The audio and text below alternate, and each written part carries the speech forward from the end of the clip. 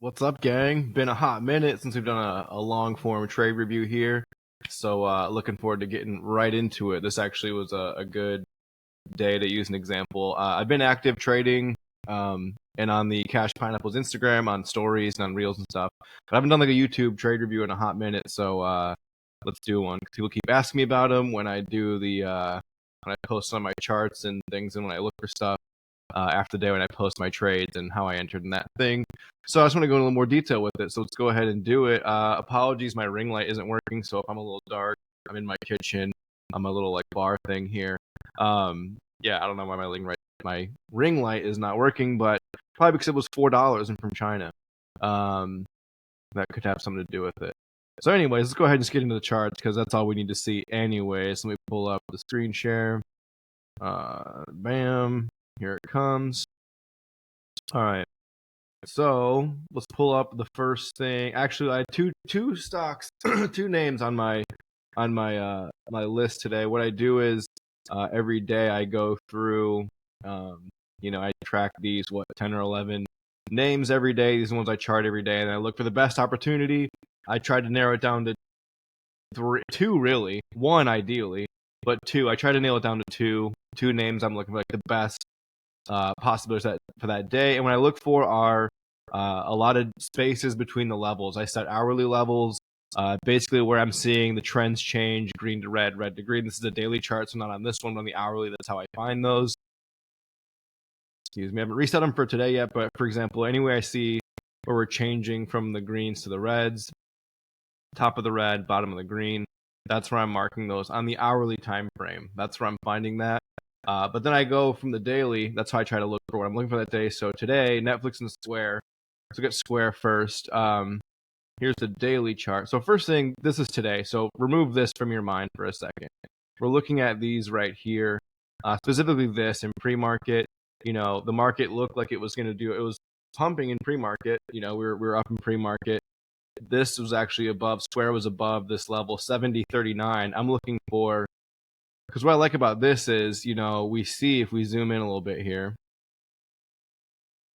we kind of dipped quite a bit yesterday, but bought back up. And so I'm seeing, hey, maybe we get above this level, we go to the next one. What I like about this is there's a lot of room to either side, a lot of room down, a lot of room up. That's what I liked about this.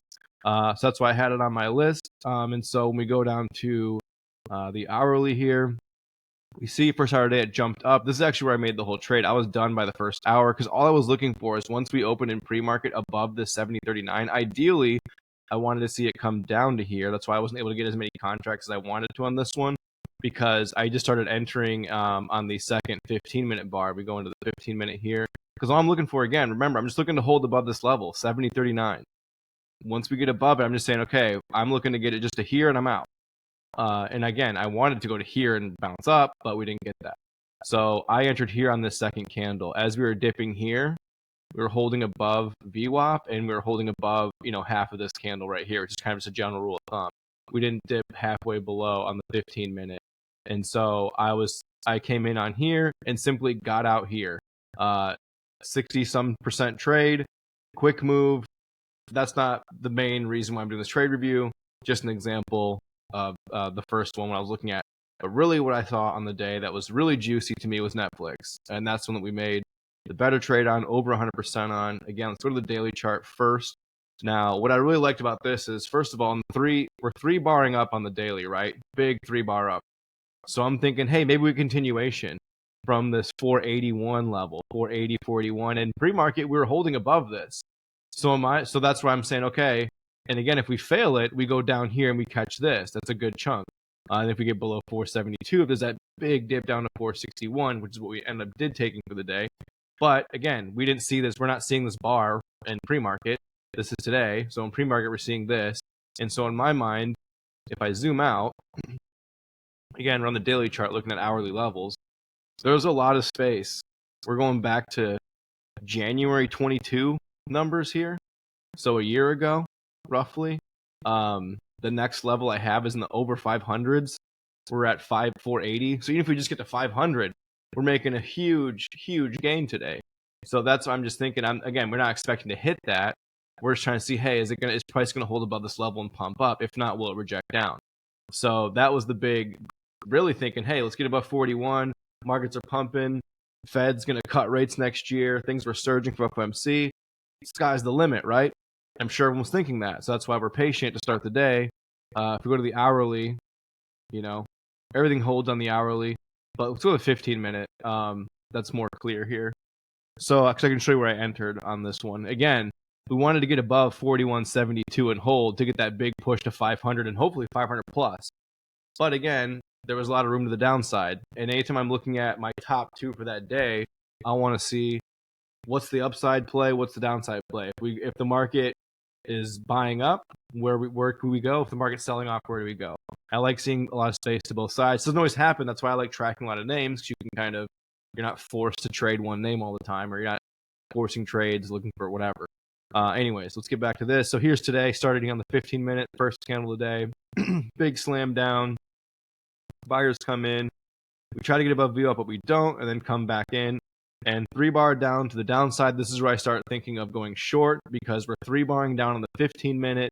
If we get below 473.14, we're now an hourly candle is going to close below this. So as this 15-minute close, my first indication to enter a position is that 15-minute close below the level, especially with that pattern there.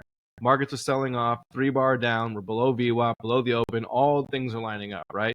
So I come in here as this candle closes, I enter here, and as we pop above.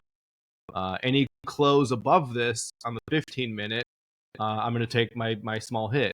But I'm really checking to see, I really want to see us close and sell off down to 461. And so simply that's what we got on this 15, entered here.